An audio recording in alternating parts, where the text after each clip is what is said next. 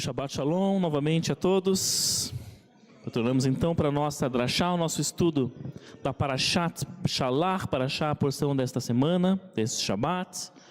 Mais uma vez, Bruchim Aboim, sejam todos muito bem-vindos. Os irmãos estão aqui, os irmãos estão assistindo também pelo YouTube. Os irmãos que estão na cozinha vão retornando também.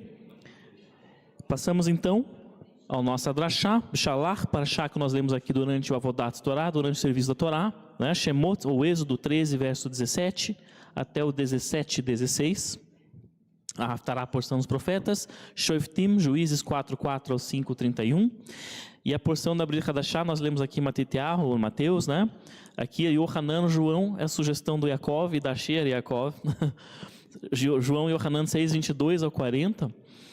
Que também tem uma conexão bem interessante com esta Parashá, né? Nós vamos inclusive tratar dele aqui no estudo, ao longo do estudo. Então, antes de nós entrarmos no nosso tópico, no nosso tema, né, de hoje, nós vamos ver quais são os tópicos, né, o que essa Parashá nos traz, então, como elementos. Lembrando que nós estamos nesse ponto aqui da história, né, lembrando, sempre falamos, né, a Torá não tem o objetivo de contar uma história, mas pensando na história do Êxodo, né, estamos no ponto aqui em que Faraó envia o seu exército para perseguir Israel, que tinha acabado de sair do Egito, né, nas pressas, após a 10ª praga, a morte dos primogênitos, né? Então Israel sai às pressas e o Faraó, ele se enfurece, seu coração se endurece e ele manda o exército perseguir Israel no deserto, né? Então estamos nesse ponto. Aí temos o grande milagre, né? O grandioso milagre da abertura do Yam Suf, do Mar Vermelho, né? Quando o Eterno abre o mar diante de Israel, Israel passa em seco e os egípcios são derrotados, né? Eles entram também naquela fenda, né? Pelo mar, porém quando os egípcios estão passando, as águas caem sobre eles e Israel passa em seco, né? Para o outro lado. Vamos ver sobre a Shirat Moshe, canção de Moshe, de Moisés e dos filhos de Israel, quando eles, assim que eles atravessam e vivenciam, experienciam esse milagre, né? E na sequência temos reclamações e também provisões do Eterno para com o povo. E essa Parashá vai encerrar no trecho em que vem um ataque de Amaleque, né? Em que Amaleque ataca Israel gratuitamente. Nunca aconteceu na história, né? Israel ser atacado gratuitamente, assim, sem motivo nenhum. Está aqui, desde lá, né, já acontecia quando Amaleque ataca Israel de uma maneira totalmente gratuita, é derrotado, né, e por isso que mais para frente o Eterno manda, né, que a memória de Amaleque seja apagada, né, porque simplesmente não havia motivo nenhum, eles foram simplesmente por ódio mesmo, por ódio a tentar aniquilar o povo de Israel, tá? Então a Parashá se encerra nesse trecho. Nós vamos falar aqui basicamente desse penúltimo tópico, as reclamações que nós vemos aqui nesta Parashá, né? Que inicia de novo, trazendo uma nova fase, né, na história de Israel. Afinal de contas, até aqui, eles eram o quê? Escravos, né? Pelo menos nesse início de Shemot, do Êxodo, eles eram escravos no Egito. Então nós temos aqui, a partir desse momento, uma nova fase, né? Eles estão agora livres, eles saem do Egito e começa uma nova fase na história da nação, do povo de Israel. E como que é esta nova fase, né? O que tinha acontecido ali em Êxodo, em Shemot 14, né? No capítulo 14 de Êxodo, que está aqui nessa Parashá, a partir do verso 21, o relato do grandiosíssimo milagre. Sim. Está assim mesmo, é isso mesmo. Eu já vou pôr lá. O grandiosíssimo milagre da abertura do Mar Vermelho, do Yam Suf. Yam Suf em hebraico é mar de juncos, né? A abertura do Yam Suf. Então, Êxodo 14, 21 até o 30, nós vamos ver esse relato do povo de Israel vivendo uma coisa sobrenatural, algo grandioso, uma manifestação sobrenatural enorme do Eterno, né?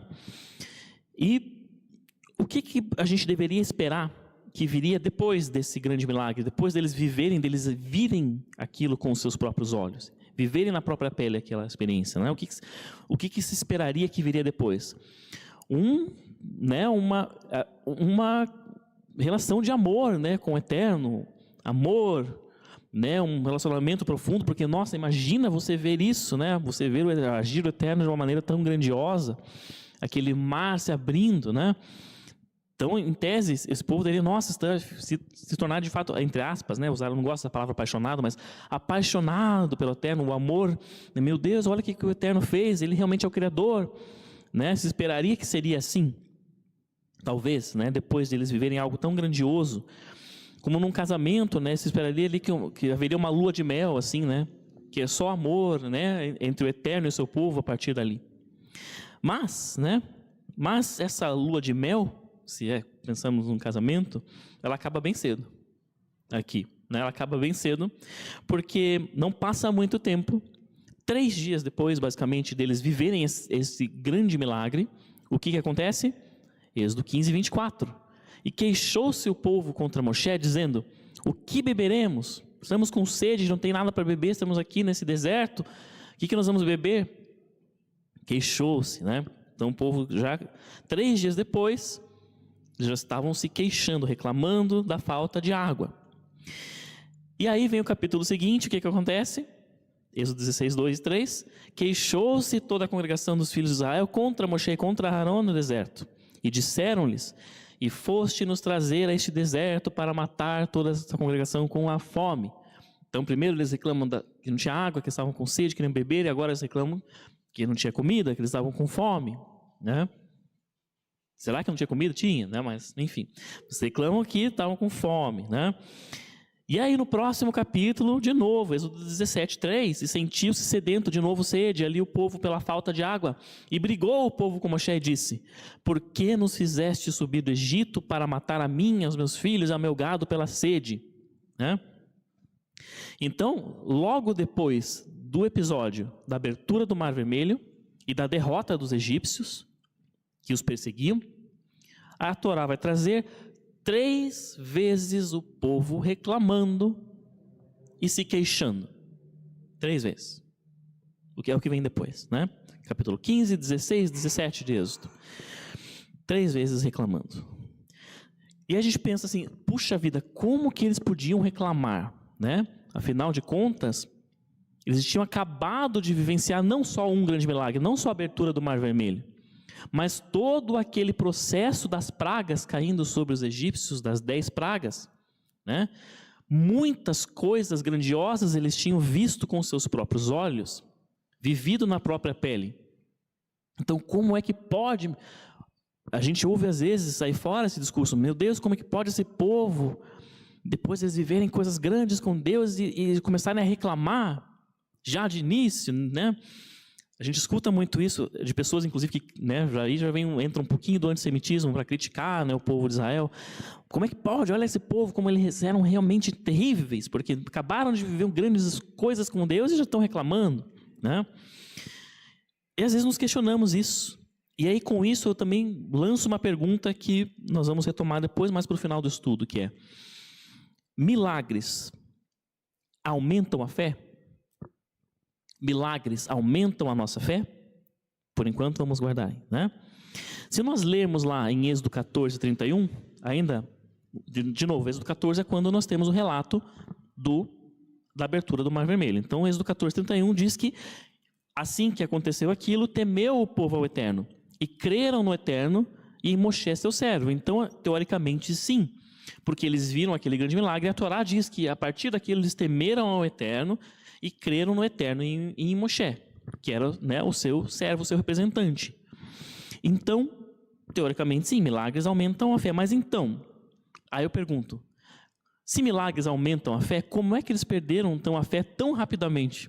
Porque 3 dias depois já estavam reclamando que não tinha água, e depois já estavam reclamando que não tinha comida, e depois de novo que não tinha água, né? Então, como que eles perderam a fé tão rapidamente, se milagres aumentam a fé, né? Para a gente pensar sobre isso, ou o que está por trás disso, por que a Torá traz, isso aqui? De novo, Êxodo 14, o milagre, e o povo creu e se maravilhou e creu no Eterno. Aí no 15 já estão se reclamando, né? No 16 reclamação e no 17 reclamação. Então por que a Torá faz isso? faz questão de relatar isso dessa forma, né? Vamos pensar então numa perspectiva diferente agora, na perspectiva do povo de Israel, lá naquele deserto. E aí nós vamos pensar não no motivo pelo qual estão reclamando, que é sede, fome, etc., né? Não no motivo pelo qual estão reclamando, mas sim para quem eles estão reclamando. Ou de quem ou para quem eles estão reclamando. Vamos pensar por aí. Quem era o alvo das reclamações? Vamos lá. Primeiro, em Êxodo 15, queixou-se contra quem? Contra Moshe, contra Moisés, né? Depois, Êxodo 16, queixou-se lá contra Moshe e contra Arão, Moisés e Arão. E aí no Êxodo 17, brigou com quem? Com Moshe, com Moisés de novo, né? Então, nesses três relatos, eles se queixam contra Moisés e Arão, e depois contra Moisés de novo. E eu pergunto, e o Eterno? Eles não se queixam para ou do Eterno em nenhum desses 3 episódios. Sempre é Moisés ou Moisés e Arão, né? E a forma como Moisés vai respondê-los ali em Êxodo 16, por exemplo, parece até estranho, né? Ele vai dizer o seguinte, Êxodo 16, 8. Não são sobre nós as vossas queixas, mas senão sobre o Eterno. Moisés fala, quando eles reclamam para Moisés e Arão, ele vai responder isso. Não são sobre nós vossas queixas, senão sobre o Eterno. Como se ele falasse assim, por que vocês não reclamam direto com ele? Né? E a gente pode pensar até que é uma resposta meio estranha, parece que ele está querendo jogar a responsabilidade dele para o Eterno, falar, não reclama, eu não tenho nada a ver com isso. Falem com o Eterno, né? Parece que é isso, mas será que é isso que ele está fazendo? O que está acontecendo aqui, afinal de contas, né? Por que ele diz isso para eles? Era ele tentando jogar a responsabilidade para o outro, para o Eterno, ou tinha uma outra questão aqui? Né? Talvez não fosse isso exatamente. De novo, vamos para a perspectiva do povo de Israel, naquele ponto da história, da sua história, né? Como que Israel, até então, aquelas pessoas que estavam ali, como que eles viam o Eterno? O que eles conheciam do Eterno naquele ponto? De que maneira, né? Eles conheciam o Eterno como esta força poderosa, certo? Que tinha derramado juízos sobre os egípcios, que tinha derrotado os egípcios para livrá-los. Mas assim era assim que eles conheciam o Eterno. A experiência que eles tinham com Deus era esta, até então. Um Deus, um ser poderosíssimo, que tinha sido capaz de derrotar uma nação também poderosíssima no mundo naquela época, né? Assim que eles viam o Eterno, assim que eles conheciam o Eterno até então. Ou seja, um Deus, um ser que tinha um propósito macro, né? Que era trazer juízo para aquela nação que os oprimia. Assim eles viam o Eterno então.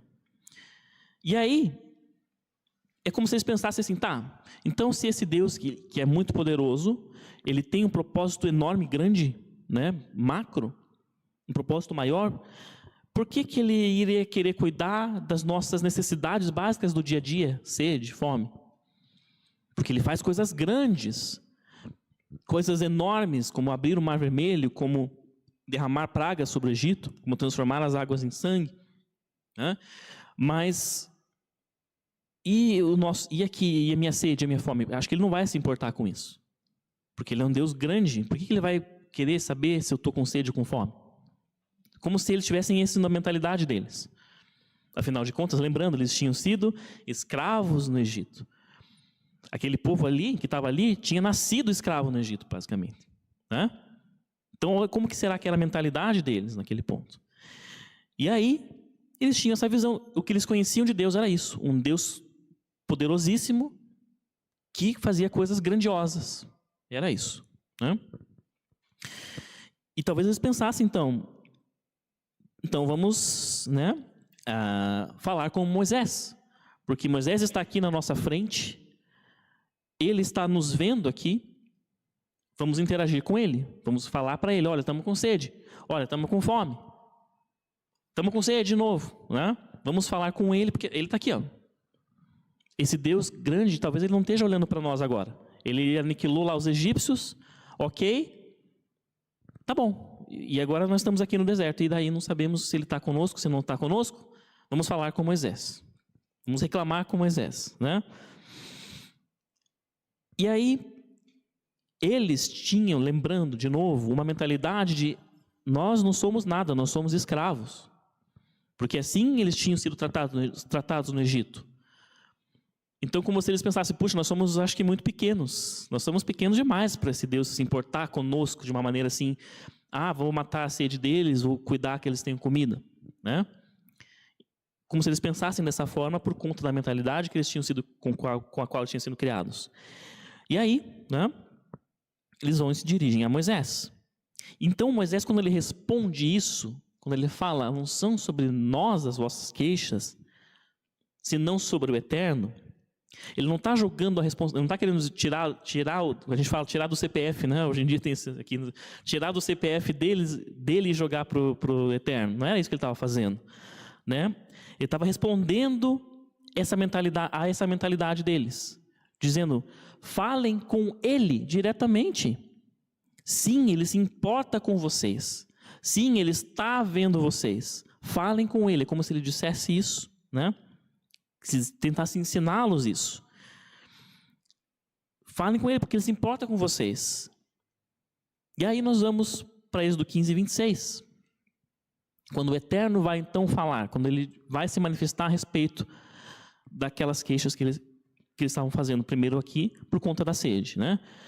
Ele diz no final desse verso que toda a enfermidade que enviei aos egípcios, não porei sobre ti, pois eu sou o Eterno que te cura.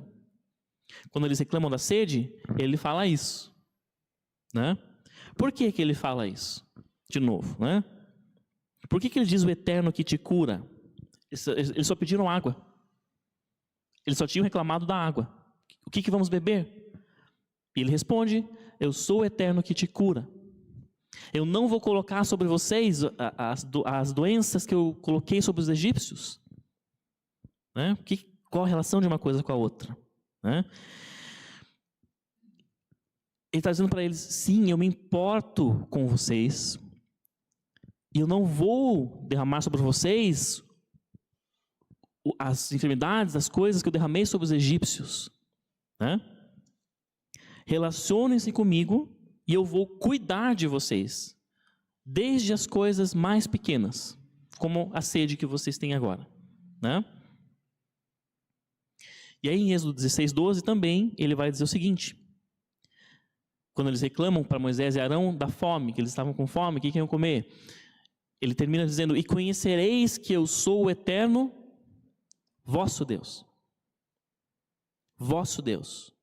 Ou seja, eu não sou o Deus que olha só para as coisas grandes, que faz apenas coisas grandiosas, para nações poderosas.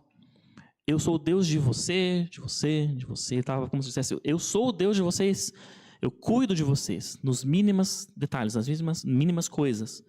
Até nas preferências de vocês. Porque aqui nesse ponto eles reclamam da fome porque eles não tinham o quê? Carne, né? Porque eles tinham o que comer, que era o maná. Eles reclamam que eles queriam carne, né? Era isso. E o Eterno atende aquele pedido. Como que dizendo, né? Até nas preferências de vocês, nas mínimas coisas. Não quero, estou enjoado de maná, não quero. Queria carne, né? Até nisso, tá bom, então eu vou prover carne para vocês. Né? Lá com as perdizes e tudo mais, né? Como se ele dissesse isso. E ele diz, eu sou o vosso Deus. Vosso Deus.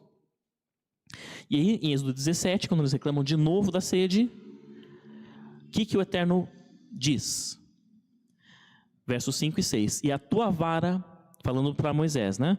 Com que golpeaste o Nilo, toma em tuas mãos, e baterás na rocha, e sairá dela água, e beberá o povo. Né? E aí vamos voltar um pouquinho no tempo. Está até escrito ali no próprio verso, o Eterno diz. Mas como é que tinha sido uma outra vez que Moisés tinha batido em algo com a vara, com o seu cajado, com a sua vara, o que tinha acontecido? Lá no Egito ainda? Água se tornaram sangue. É isso que ele está citando ali, com que golpeaste o Nilo. Então você vai mostrar para eles, Moisés, a diferença, né? Eu não vou fazer para eles o que eu fiz com o Egito. Então lá no Egito você golpeou a água do Nilo com a sua vara e as águas viraram sangue. Agora você vai golpear a rocha com a sua vara e ela vai verter água pura para eles beberem. Nesse sentido, a diferença aqui, né? É o mesmo Deus que derramou aquelas grandes pragas sobre o Egito, é o mesmo Deus que está cuidando de vocês agora. E usando o mesmo instrumento. Um instrumento que lá tinha sido para causar destruição, né? Caos. Agora esse mesmo instrumento, que era ali a vara, o cajado de Moisés, vai ser usado para saciar a sua necessidade de sede, né? O mesmo instrumento. Então, aquele cajado não tinha sido só um instrumento da vingança do Eterno, né? Para com os egípcios, no caso, mas também de provisão do Eterno. E é isso que ele estava tentando ensinar para eles nesse ponto, né? Que ele era o Deus que iria prover para eles. Aí, né, nós podemos nos perguntar assim: por que o Eterno, sabendo, né, que eles iriam para o deserto, obviamente, atravessaram o mar e iriam para o deserto, por que ele não proveu água e comida antes deles começarem a reclamar? Por que ele esperou o ponto deles chegarem a reclamar para daí prover a água, o alimento, enfim, né? Por quê? Esperar que eles tivessem motivo para começar a reclamar.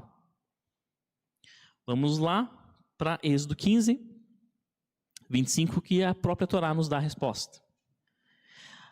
Ali, Deus deu-lhes estatutos e leis, e ali os provou, os testou, né? Em Êxodo 16:4 também vai dizer que para que eu os prove, para que eu os teste, se respeitarão a minha lei ou não. Eu vou perguntar para vocês, que tipo de prova é esta? Que tipo de teste é esse? É uma prova de fé? Um teste de fé, será? Será que é isso? Porque a gente geralmente lê e vai para esse lado, mas será que é isso? Era um teste de fé? Vou ver se eles creem em mim ou não. Será que era isso? Ou tem um outro aspecto aqui, né? O aspecto, essa prova, esse teste que, né, o Eterno está dizendo que ele está fazendo com eles, não era um teste de fé. Afinal de contas, eles tinham acabado de passar pelo Mar Vermelho a seco. Eles sabiam que o Eterno existia, que ele, né, tinha feito todas aquelas coisas. Não era um teste de fé, mas sim, era um teste para que quando eles se vissem numa situação difícil, quando eles se vissem numa situação de um relativo desespero, porque a tendência nossa como seres humanos é, se eu começo a ficar sem mantimento em casa, qual que é a nossa tendência, né? Se eu estou num lugar num deserto e não tenho água para tomar, qual que é a nossa tendência, né? Nós vamos começar um certo desespero. É uma reação natural do ser humano, né? Mas quando eles se vissem nessa situação de difícil, opa, não tem água, opa, não tem comida, né? A quem eles deveriam se voltar? A Moisés? A Moshe? Este era o teste que o Eterno estava fazendo com eles. Esse teste era um ensinamento para eles. Não se queixem com Moisés. Falem comigo. Peçam para mim. Aprendam que vocês podem pedir para mim as mínimas coisas que vocês têm necessidade. É isso que ele estava tentando ensinar para eles. Esse era o teste, essa era a prova, né? Nós já vamos ver a confirmação disso. Peçam para Deus, Ele está ouvindo.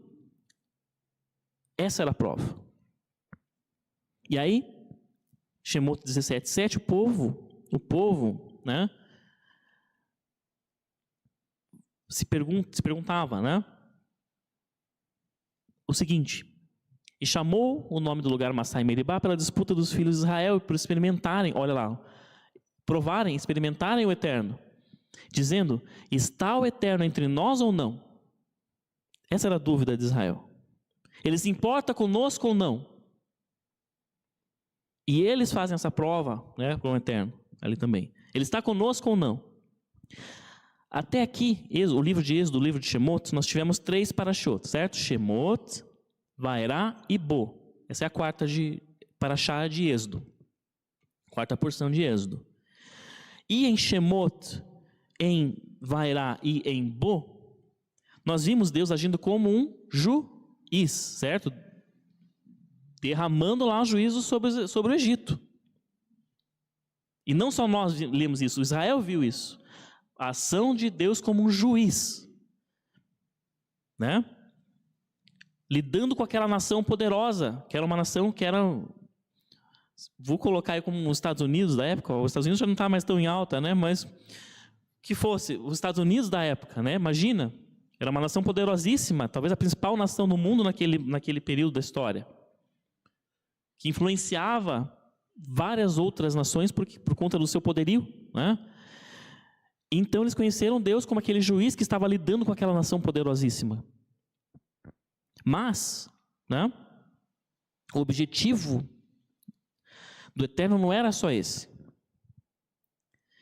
Era que eles entendessem que ele não era só o juiz, mas que ele era o seu pai. Nós já falamos num outro estudo aqui, alguns anos atrás, sobre a questão dos nomes que o Eterno usa, né? Quando ele usa o tetragrama, nós lemos como Hashem, quando ele usa, né, o Elohim, Elohim, né, que é Deus. A diferença nos aspectos, quando ele fala Elohim, é o Criador, o juiz, o rei, né? Quando é Hashem, o tetragrama, é o pai, né? E isso que ele queria que eles entendessem, que ele era sim o juiz, mas que ele também era um pai deles, para eles, né? E aí, o objetivo era que eles precisavam entender que ele queria se relacionar com eles, né? Que um pai queria se relacionar com seu filho. Porque até então, eles estavam num contexto em que eles eram sempre castigados, né? Como escravos. Então eles precisavam se ver livres daquela mentalidade, entender que eles eram importantes para este pai que os amava, né? Que eles tinham um pai celestial que os amava, que os atendia nas suas mínimas necessidades do dia a dia, nas pequenas coisas do dia a dia, né? E aí, isso me lembra um pouco, quando eu estava retomando esse estudo, me veio muito do nosso contexto hoje, né, também, em que muitas pessoas, infelizmente, né, muitas pessoas que estão nas igrejas, que estão no contexto, né, de fé, que creem no Eterno, que creem em Yeshua, mas às vezes elas estão impregnadas dessa mentalidade do Deus que faz milagres, do Deus que faz grandes milagres, porque é assim que é feito o discurso, é assim que elas são ensinadas, né? O Deus que faz milagres, eu preciso de um milagre. Então ela vai para a igreja porque ela precisa de um milagre. Então ela vai, né, lá louvar e vai para um culto, vai para um serviço porque ela precisa de um milagre. Mas será que é este o objetivo do Eterno? Que as pessoas vão até Ele porque elas precisam de alguma coisa? Né? Então eu tenho que me relacionar com o Eterno porque eu preciso de algo, ou, isso não sei como está agora, né? Mas eu lembro, na época que eu fui bastante tempo, né, também, de igreja evangélica, e era muito a questão do medo do inferno, né? Então eu vou louvar o Eterno, vou servir o Eterno porque eu tenho medo do inferno, porque eu não quero ir para o inferno. Será que esta é a mentalidade que Ele quer? Será que esse é o motivo pelo qual Ele quer que nós o sirvamos, que nós estejamos com Ele? Né? Então, no nosso contexto hoje, essa mentalidade de muitas pessoas também vem meio que na linha aqui da mentalidade de Israel, que só tinha visto um Deus, só tinha conhecido até então um Deus que fazia grandes milagres. E por isso eles achavam que as pequenas necessidades deles do dia a dia não seriam atendidas, porque Ele não ia se importar com isso. Né? Mas era justamente o oposto que Ele estava tentando ensinar para eles, que o relacionamento com Ele vinha justamente nas pequenas coisas do dia a dia, não nos grandes milagres, não nas grandes proezas, não nas grandes coisas que Ele podia fazer. Né? E muitas vezes nós também precisamos nos desprender desse pensamento de ver Deus como, né, é aquele que vai atender, vai me fazer um grande milagre. Não que ele não faça. Não que ele não faça. Nós temos vários testemunhos de coisas maravilhosas que o Eterno fez, né? Hoje, atualmente, hoje em dia. A questão é aqui, ó. Como que eu estou vendo isso? Como que eu estou me relacionando com o Eterno? Este é o ponto.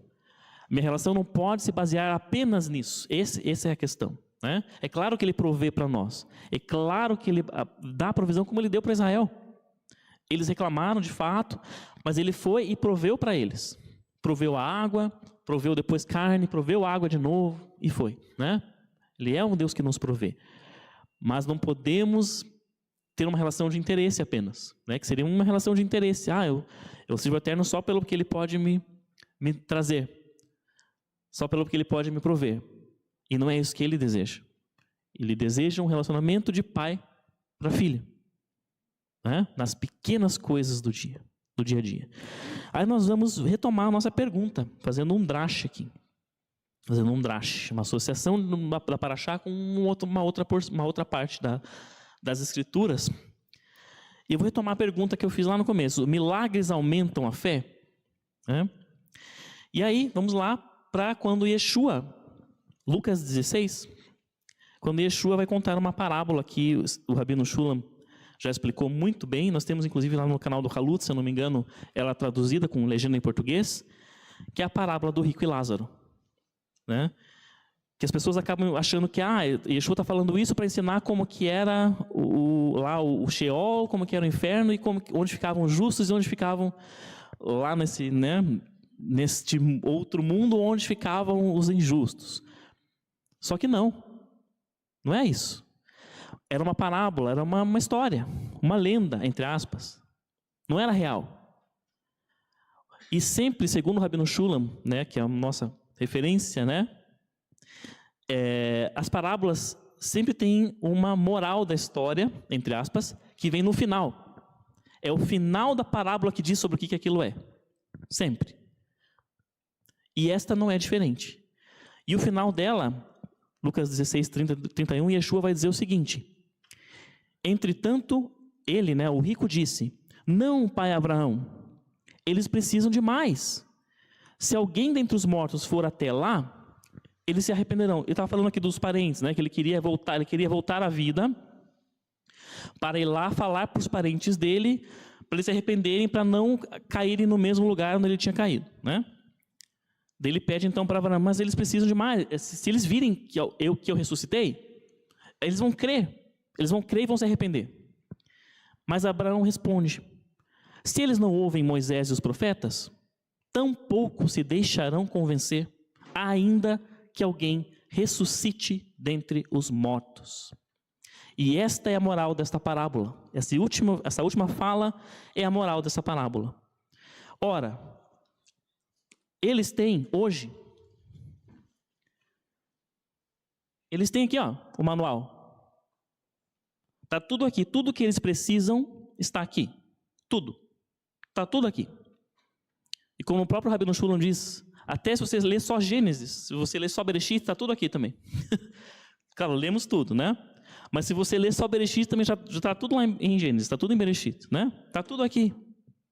Se eles, tendo tudo aqui, não creem e não se arrependem e não ouvem, não adianta alguém ressuscitar dentre os mortos. Exatamente. E o próprio Yeshua ressuscitou dentre os mortos e nem assim muitos foram convencidos. Era isso. Não adiantava. Por que isso? Por que ele diz isso? Por que ele nos ensina assim? Não são os grandes milagres que levam as pessoas a de fato crer e se firmar e se arrepender. Não são os grandes milagres, né? Esse é o ponto dessa paraxá e esse é o ponto da parábola que Yeshua conta, né?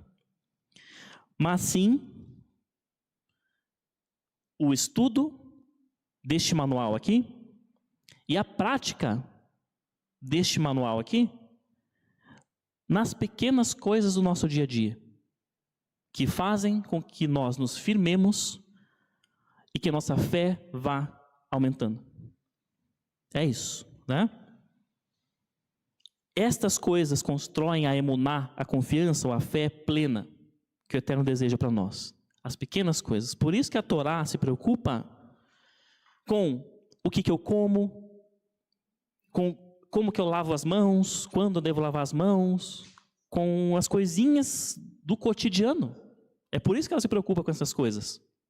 Porque é nestas pequenas coisas, quando você para e lembra, eu tenho que fazer isso aqui conforme a Torá recomendou. Não porque é uma lei, meu Deus, eu tenho que fazer porque é uma lei, porque eu não quero ir para o inferno. De novo. Ou tenho que fazer porque é uma lei e acabou. Não, é porque eu tenho que parar e lembrar que tem um Criador, que me criou, que me provê, e neste pequeno ato eu lembro dele. É isso, este é o ponto. Quando eu vou lá no restaurante, lá tem a carne de porco, né? Por exemplo, um exemplo bem, né? E eu escolho não comer a carne de porco.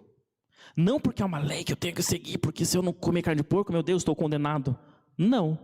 Mas porque quando eu escolho não fazer isso, eu estou lembrando dele. Eu estou lembrando que eu tenho uma ligação com ele, que eu tenho um relacionamento com ele, e se ele sugeriu que eu não faça, ok, não, então eu não vou fazer. É isso, este é o ponto. Por isso que essas coisas vão aumentando nossa fé aos poucos nas coisas do dia a dia, né? As pequenas coisas. No mais básico, que é consagrado ao Eterno. Quando eu faço isso, estou consagrando as minhas ações do dia a dia para o Eterno. É isso, este é o ponto. Separando, exatamente, é ótimo termo, Pedro. Separando aquela minha necessidade básica, aquela minha questão, aquela minha lida do cotidiano para Ele. É isso, né? E nós vamos para uma última lição de Yeshua, que está em João 6, né? Que ele vai dizer o seguinte: estava lá o povo, né? O povo de novo debatendo com ele, discutindo com ele, e eles vão dizer o seguinte: que milagre você, Yeshua, vai fazer, a fim de que possamos vê-lo, esse milagre, e confiar e crer em você? Olha qual que é a resposta que Yeshua lhes dá. Não foi Moisés que lhes deu o pão do céu. Todavia, meu Pai lhes dá o pão genuíno do céu. Porque o pão de Deus é quem desceu do céu e dá vida ao mundo. Ele fala, Yeshua, ele se coloca, né, como o pão do céu, né, ele próprio. Mas o que isso quer dizer? O que é o pão? O que é o pão? É um alimento básico do dia a dia, certo? É um alimento básico, ainda mais vamos pensar no contexto de Israel, era um alimento básico do dia a dia. Ainda é para nós hoje, mas lá muito mais ainda, naquela época, né? É um alimento básico ali do dia a dia. Que as pessoas se sentavam, as famílias se sentavam à mesa e compartilhavam o pão, né? Cada um pegava lá um pedaço, como a gente faz com a halá, né? As maravilhosas halotas que as irmãs trazem agora no Kabbalat Shabbat, quando a gente faz. Cada um vai lá e pega lá, né, a sua porção. É um alimento que era compartilhado no dia a dia. Né? O que é isso? Como se o pão fosse o compartilhar da palavra, né? E vivenciar os atos, a vida e os atos de Yeshua diariamente, no dia a dia, nas pequenas coisas. A comunhão e o relacionamento que se constrói na prática diária dos princípios da Torá, da palavra do Eterno. Né? Esse que Yeshua estava dizendo, esse que Yeshua responde, veja lá, eles pediram milagre, eles queriam ver milagre para crer, e ele responde isso. Mas não adianta eu fazer milagre aqui, já fiz. Ele fala para eles antes, eu já fiz. E nem assim vocês creram, nem assim vocês confiaram. Porque não é o ponto, os milagres não têm esse objetivo de te levar a crer. Ele tem um propósito. Né? Mas para vocês crerem e confiarem, vocês têm que comer deste pão, compartilhar desse pão. Escolher compartilhar desse pão no dia a dia, nas pequenas coisas. Né? E para fechar, vamos lá para Shemot, um texto da nossa Parashá, né, de hoje, Êxodo 15, versos 25 e 26.